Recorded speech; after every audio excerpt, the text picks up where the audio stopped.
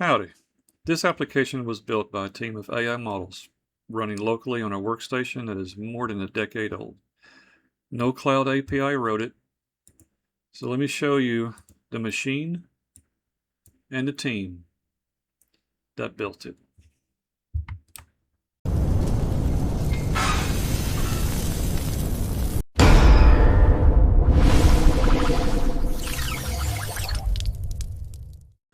Welcome back. The model that we'll be running this benchmark test on for building a Markdown Viewer is going to be on a Dell T5600 Dell Precision workstation. And just to give you an idea of what this machine is, in the earlier first video of the channel, I've got a brief little picture or video of it, but this is essentially it. It is an old workstation.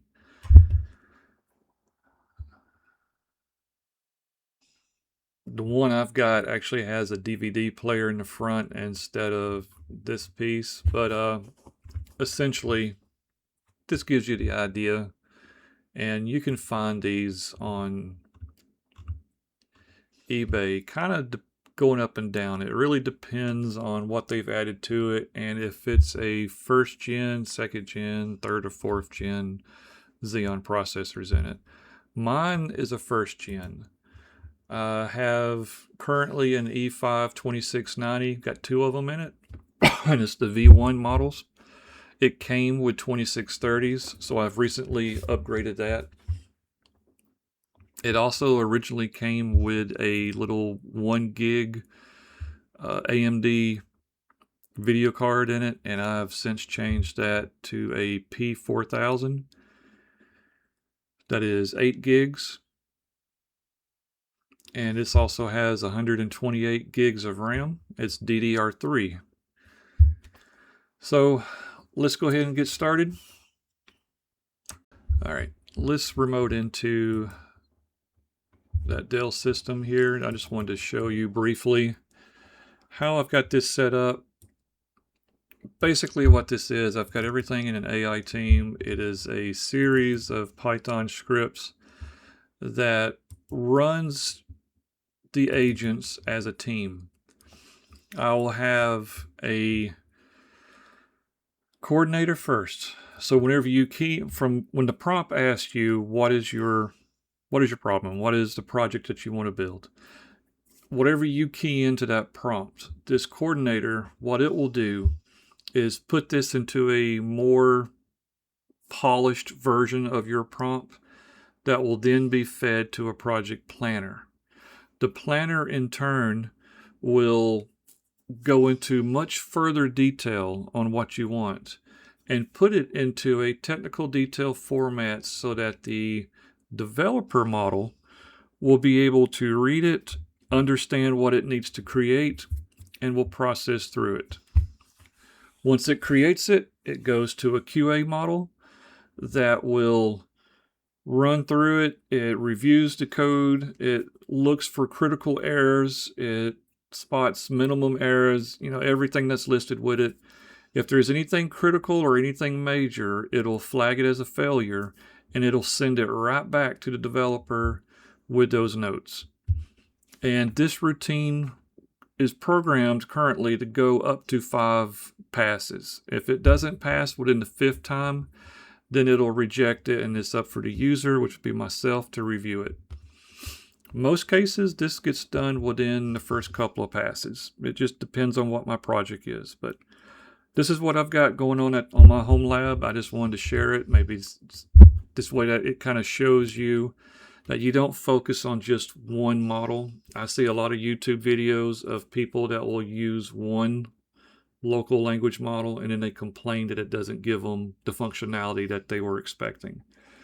And it's, you don't want to do that. You want to, at least from my take, you want to build a team of different models that works together. And you can either have them funneled through as a program like I'm doing, or you can use web UI or any other format and paste it into one model, get those results, forward that to another model manually, and go through it that way. Either function works, but this is how I've got mine set up. And just as a quick view of it, I'll just show you the prompts that I have on these is exactly what you would put if you were using Web UI, for example, for the system prompts of your models. I just have everything set up here so that my program will go through it. So let's go ahead and get it started to the main interface page. Okay, let's go ahead and meet the team. And I've got a little cheat sheet on what I've put together for this. And if you've seen the first video, this is the benchmark results from when we tested the 1050 Ti. The next one after this will be the 1650, so be sure to stick around for that. And in order to use the program I put together for this, you have to navigate to the folder, which is this AI Team, and put yourself into a virtual environment. And this one here, let me show you first. These are all the models I currently have on this system. And just for the purposes of this test that we're going to demonstrate today, I'm only going to use the smaller models. I'm going to use a 14B model as my coordinator. GPT-OSS 20B has been really good at project planning and also as QAing. So I'm putting that into both. And these two models can easily run on even on a 4 gig card. It will spill over into your system RAM. So that is something that you'd have to be aware of. So the speeds is going to be dependent on how your system is set up. But this is what I'll use for smaller models.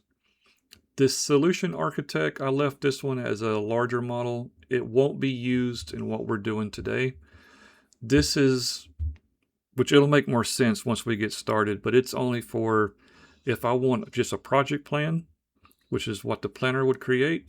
And then I just want a list of solutions on what needs to be done that can get, fix that issue. Like, for example, let's say we're working in a hospital environment. We have legacy data coming from the hospital's former vendor, and we want to know how can AI help us transform or convert that data into our system. And so you'll create the project plan. It'll give a listing of what you're trying to accomplish, and then the solution architect will go behind that, and it'll give you like case studies 1, 2, 3. You could do this, or you can do step 2, or you can do an option 3 or an option 4, and so on. So that's what I've got there. That just kind of helps me on other projects. But when you're doing the full system build, it's just the coordinator, the planner, the developer, the QA reviewer, and then document writer. And these are all smaller models. And we're even using just a 7B model to do all of the development work. So to get this started, I didn't want to go into that. We will, and hopefully you're not hearing that snoring sound in the back. I don't know if that's coming across on my microphone, but that is my Black Lab Blue Heeler mix, and he is loud when he is asleep. All right, so we're going to go ahead and run this. And to get this started, it's just my MTS AI Team new. And this is where I was saying that you get the two different options. So if all I wanted was, sorry for the motorcycle noise there. If all you wanted was the project planner and the solution architect, you'll take option 2. But we want the full suite, so we're going to do option 1. We're going to call this Markdown Viewer. And describe the project or problem. Right now, the way I've got this coded, as soon as an enter key is put into this, it's going to take everything, before the enter key. So I end up pasting everything here. What we have for this test, for example, is that we're going to create a GUI-driven Markdown Viewer in Python as a single complete script, I just want it to be called main.py, nothing special. I don't want this to be like an enterprise-based Python application where you have multiple subfolders, multiple different Python scripts that works all together. I wanted to keep this very simple, very plain. Just give me one script and one script only. I'm telling it that it needs to use Tkinter for the GUI, because this is the thing. Whenever you're using, it doesn't matter what the model is, for your prompts, what I have come to realize is that you have to be as specific as possible for it to understand what you're keying in. Regardless of how you've got your system prompt set up for that AI itself, you still have to be very specific in your prompts. Like, I'm telling it exactly how I want it to render. I'm telling it about the syntax. I'm telling it about, anything that's got pipe delimited in the raw table files. I want that to be parsed out correctly. So we put all this into, I'm just going to copy that just to make this easier instead of having to watch me try to key all that in. We're going to paste that here, and I'll hit enter. It'll take us to this screen. And so now it's just showing that the team coordinator is currently working. We'll get on this side and let's do a ollama PS. So it hasn't gotten loaded yet. This is one thing working with older hardware. I do have a Western Digital, I think it's a Western Digital Blue solid state drive. It's 1 terabyte. And that's what all my models are on. And like this one that showed, it was 30 seconds before this finally kicked in. And then I have a 2 gigabyte Western Digital Green hard drive, which is where I'm storing results and for file storage. I've got it mapped to my PC that we're working on so that I can access it for other storage. And as this development work continues to grow, and as you can see, the Quinn 2.5 14B that I'm using as the coordinator, it's a 10 gig size LLM. So 41% is going to CPU, 59% is going to my GPU, because I've only got 8 gigs on my GPU. And I even have it broke down here. RAM 4.7 gigs out of the 121 is currently in use. And the GPU 28%, 11% is going. It tells you how much VRAM is currently being used. We're getting about, say about 6 3/4 of a token per second average. That is now completed. And now it's going into the project planner. So we'll let this currently run, and I'll come back as soon as that finishes. All right, it has completed. The coordinator has completed. The project planner is completed. I've already reviewed it and noticed what the errors are, but I want to go ahead and demonstrate that. Let's see, we want this. We're just going to use the project planner, the Markdown Viewer that I had already got created, just to make this a lot easier to read than using TextPad. And that's what it created me. It created a good, overall pretty solid project plan on what we wanted. There are some issues with this, and that's what we're going to key into here. I'm going to tell it, yeah, we've got some changes.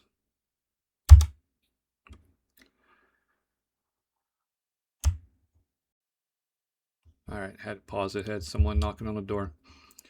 Okay, again, we've already keyed in that we've got some changes, and I've already placed my changes here that we're going to just try to copy and paste in. And I'm keeping this here for documentation purposes because it'll just make it easier for me to keep track of this.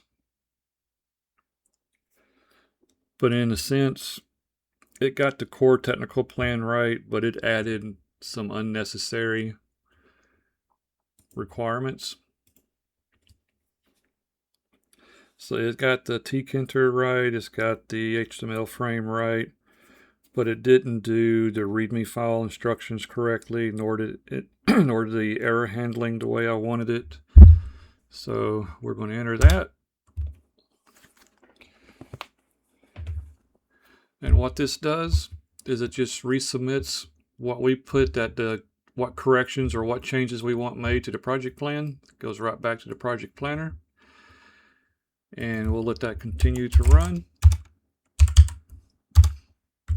And just for reference, the 20B model for GPT-OSS, it's a 14 gig model. So on this machine, 58% of it is on the CPU, 42% is on the GPU. And it's currently loading the model.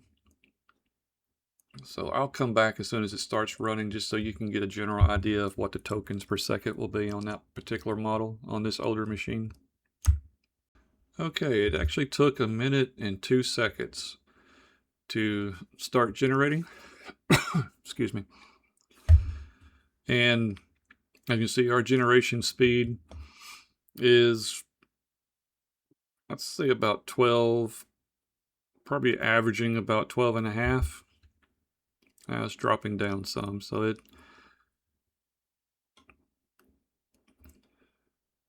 let it cook here.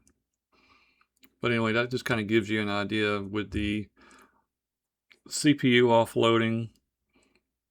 We're a little, just a little more than half of the memory is going into the CPU and the DDR3 RAM. This is the tokens that we're getting on this. So once this completes and I review the project plan again, we'll be back. And I wanted to keep this in here so that I can just demonstrate when it comes to working with these LLMs. Sometimes you have to, I don't know if you've noticed on my intro to the video, repeat. You do that a lot with AI. You just kind of rinse and repeat, rinse and repeat. And in this particular one with the project plan, it's still deviated a little bit. It's not creating the README like I'm asking. It removed sections about parsing out the fields that were pipe delimited. So we're sending it right back to the project planner. Going to let it work its magic, and we will be back. All right, welcome back. It did it, and this time, let's open this in Notepad. Open file, continue. This time it actually did really good on my project plan. It got all the core elements correct. However, it still likes to add professional development extras around the edges. And let's don't save it. But I agree with it. Overall, this looks good. So what happens next is that we just go ahead and approve it. And it'll kick this off to the software developer, which in this case is the 7B model.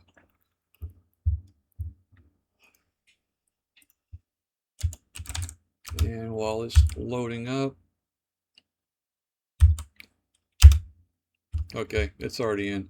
And as you can see, this one, excuse me, is using the Quinn 2.5 Coder 7B, and it's only 6.4 gigs. Since I have an 8 gig GPU in this one, that P4000, it's 100% on the GPU. So it ran through this really quick. It did it in average speed of 24 tokens a second, and it's now going into the QA. So once the QA piece completes, we will come back. Okay, welcome back. It is still currently in the QA phase, but I went ahead and pulled the source, which this gets stored. Let's go back out. When I go into my mapped drive, this is the Western Digital green 2 terabyte drive, mechanical hard drive.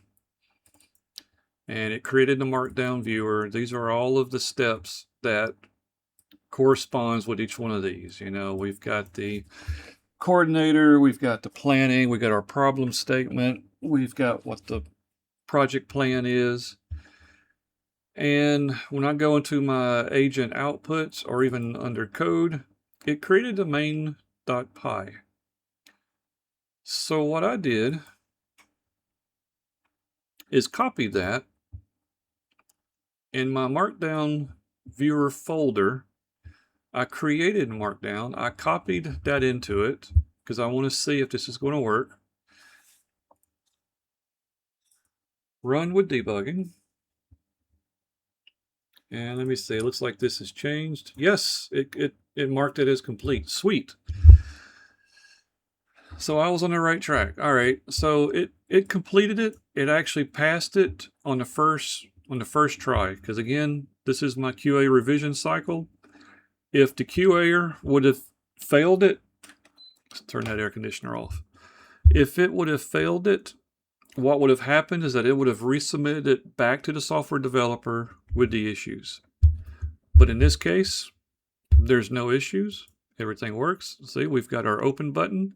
We've got the full screen as we asked for. And then we go into it, and let's say we want to look at the requirements. Here we go. Bringing everything up nicely. Go back into it. Let's say we wanted to see what the coordinator took out of what we keyed in initially. That's working. Let's look at the project plan. There we go. That is working. And yes, it did space all this out, because if you look at this in a regular text pad or a Word document, all of this would have been pipe delimited because this is considered as a table. And I'm very happy with it. It did exactly what we asked. And the best thing with this, that was done with a 7B model. You didn't need a 30B, you didn't need a 120B, you don't need any of these other very large models to work on your scripting. All you need is a solid team. Fine-tune your prompts. Put your prompts together, working between, like, create yourself, like if you're, for example, if you're only using web UI, create in your workspaces models for a QI, or no, sorry, for a planner, create one for a developer, and choose your LLMs accordingly for those type of models. And then with the planner, for example, once you build it out, you put a good prompt into it, or for a system prompt. Then once you go in and start chatting with it, you give it your specific, and again, you need to be very specific on what you're trying to accomplish. Once you put that in, it'll build a project plan for you. You may need to fine tune it like we were doing here. I actually had to make three changes to the project plan because it would make some corrections and then it would take certain elements out. And then when I got to the third pass on the QA, it took a lot of it out. It was missing a lot of information. So I'm like, nah, restore back. But we want useful, the useful detail without adding all of these extra requirements that I didn't ask for. So you may have to do that same process, but once you get a good project plan pulled out, you can then transfer this to any of the other models. If you're using, like I tested with just the 7B, because most people with old hardware, let's say you've only got a 4 gigabyte video card, like that 1050 Ti that we tested in the prior video. This would work just fine on it. It would have been split between the GPU and your CPU, but it would have been able to process it and it would have been able to have the same results. Or let's say you've got a 6 gig card, or you've got an 8 gig like we do in this case, or on up to 24, 32, whatever you've got. You don't necessarily have to have the largest model to get results. You just need to use multiple models working together. Build out the proper prompts, and you'll be able to achieve what you're looking for. There may be cases where you need to up from a 7B to, let's say, a 14B model, or even a 30B model. If you're getting into heavy coding, enterprise style coding, like let's say, for example, I work in the IBM I series. I work in hospital healthcare IT, and if I was wanting to have this create me a template script of, let's say we're doing a file extraction. I've got XYZ files that I want to pull down from the DB2 system. I want to then transpose that from the file structure that I have on the DB2, and I want to save this off as an Excel spreadsheet. In cases like that, I would more than likely use a 30B model, because now we're getting into the ranges where we are far more technical on what we're trying to accomplish. But in smaller scale things where you just want to create a simple script, in this case it was a simple Markdown Viewer, 7B model is just fine. And you can still use this if you want to do help with different call functions within your Python code, or if you're working with SQL and you're like, I don't remember how to do this particular select statement or this particular join statement. Then in those cases, you can use this, ask it. It's small enough in model, it'll give you a response pretty quick, and you'll have your results. And on top of that, you're doing all of this local on your machine. You're not having to worry about cloud services. You're not having to worry about paying additional monthly subscriptions to use cloud services to ask these type of questions. You can do everything on your own home network, your home systems, and keep everything private. And that's the point of the videos that I'm working on, is that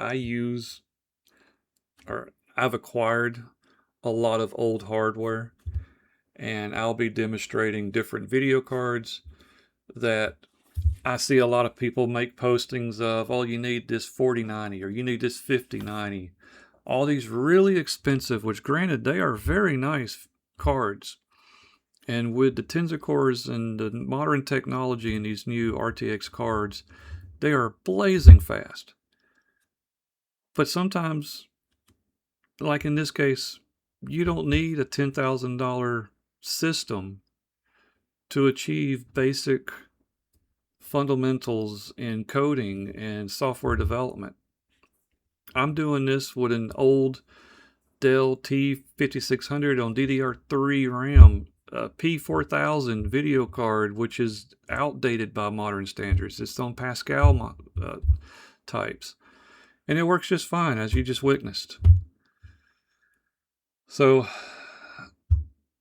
going back into it, let's go ahead and bring up that README file before we close out. I just want to go ahead and show that as well. Hopefully me blabbing so much is given time for, yes, it is given time for all this to come up. So here's the QA report. Let's take a look at that. So where it passed it, it satisfied all the functional and non-functional requirements. No critical findings, no major findings. There is some minor, which I've got it coded. If it's something minor, pass it anyway. And same with recommendations. If there's something that it thinks that it could improve on, even though we're not coding for it, we wanted to keep this simple. If it finds recommendations, I'm happy to see that, because then we could build off of it in future developments.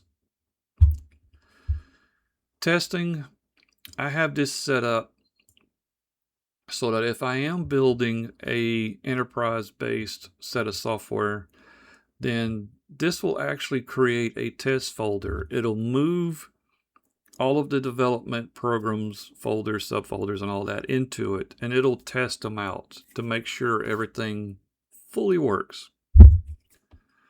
But in a case like this, we're using one little script. It's very simple. There's no need. It just needs to make sure it compiles, which it did.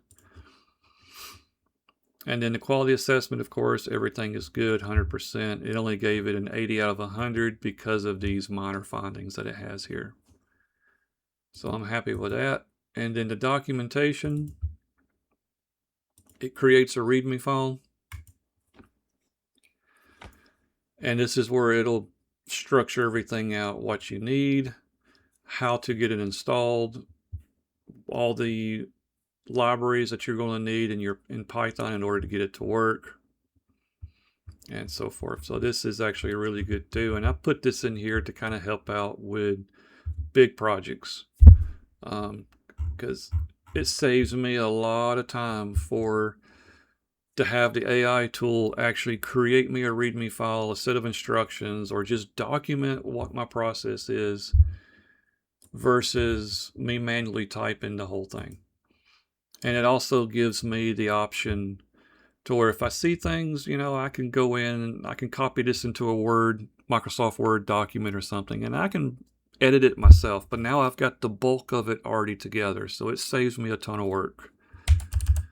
So we're going to approve this. Looks wonderful. Done. So bringing this to a close, I hope this show just kind of sheds a little bit of light on what you can do with old systems. That don't knock them out yet. They still have a purpose. This particular machine is almost considered e-waste because it was built in 2012, and I believe the P4000 was a few years before that. And for what I need, it works just fine. And we do have some upgrades coming for this Dell machine. I have an 825 watt power supply coming in because it's got the 635 watt one in it now. And I have a P6000, which is the 24 gig video card equivalent, also Pascal based. So I'll be adding that to this machine. There will be future videos of using larger models, testing on a P6000, getting some results, and kind of doing the same thing, building this out with this program I've got in order to work as an AI team and getting my results. We might do some harder concepts. And I'm also working on a GUI version of this that'll be a lot easier, to where I don't have to worry about having mistakenly enter keys in here, and it'll make it easier for me instead of having to come in here and copy and paste all the time. I can just key it. And if I can hit the enter key, I just hit the enter key. It doesn't automatically submit it because it acts like a full Word document. I'm probably 50% of the way done with it. I've already tested the front end. I've got a quick chat on it where I can reference different models and ask it questions if I want something on the fly. So I'll be happy to demonstrate that once I get it completed. But me also being an IBM guy, I've been in this business for 26 years now. No, actually 29.